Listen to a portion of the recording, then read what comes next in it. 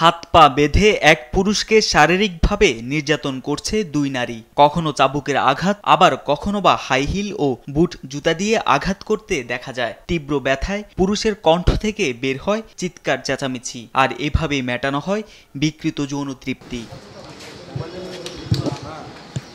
দীর্ঘদিন ধরেই রাজধানীর বসুন্ধরা আবাসিক এলাকার একটি বাসায় বিকৃত যৌনাচার চালিয়ে আসছে কয়েকজন নারী, যার ভিডিও ধারণ করে ছড়িয়ে দেন সামাজিক যোগাযোগ মাধ্যমেও।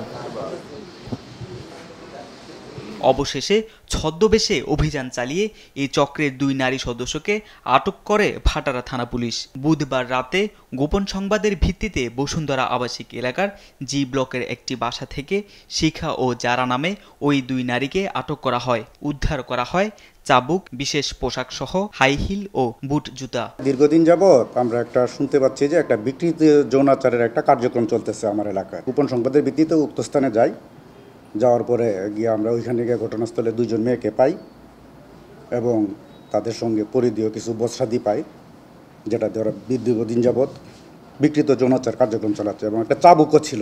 এটা এক ধরনের বিজনেস, যেটা ইংরেজিতে বলা হয় BDSM। এটা ওদের মধ্যে যারা বিকৃত মস্তিষ্কে, যারা বিকৃতভাবে যৌনাচার তৃপ্তি নেয় বা বুক করে এইগুলা, এই কাস্টমারগুলো ওরা বেছে নেয়। অভিযুক্তদের বিরুদ্ধে আইনগত ব্যবস্থা নেওয়া হবে বলেও জানান তিনি।